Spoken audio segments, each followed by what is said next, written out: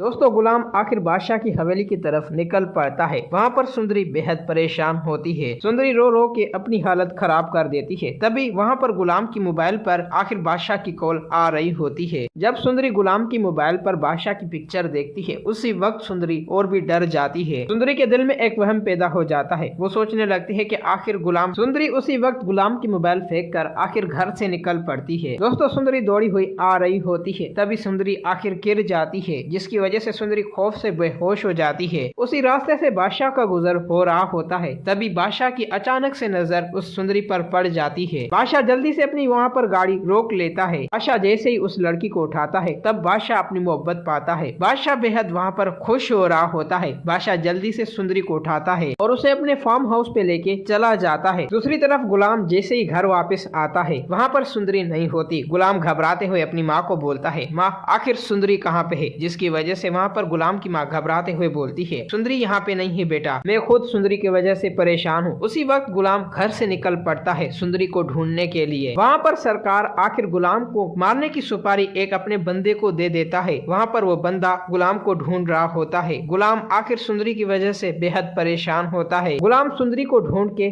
थक जाता है। गुलाम आखिर उसी लड़के के पास आता है जहाँ बादशाह पहले आता था चाय पीने। वहाँ पर गुलाम बैठा होता है। तभी सरकार के बंदे आ जाते हैं। वो साइड में खड़े गुलाम को देख रहे होते हैं। तभी आखिर वो बंदा गुलाम पर हमला कर देता है। गुलाम को बाजू में गोली लग जाती है। गुलाम वहाँ पर जख्मी हो जाता है, लेकिन गुलाम अपनी हिम्मत नहीं छोड़ता और उन बंदों को वहाँ से भगा देता है। तभी गुलाम आखिर अपनी कार में बैठा होता है। उसी वक्त बादशाह गुलाम को कॉल्स कर रहा होता है। तभी गुलाम बादशाह की कॉल उठाता है और बोलता है, बादशाह मैं बहुत ही मुसीबत में हूँ। आखिर मैं उसी होटल में बैठा था जहाँ तुम चाय पीने आते थे। मुझ पर कुछ बंदों ने हमला कर दिया है। अभी और इसी वक्त तुम मेरे पास आ जाओ बादशाह। बादशाह ये बात सुनते हुए वहाँ पर बादशाह घबरा जाता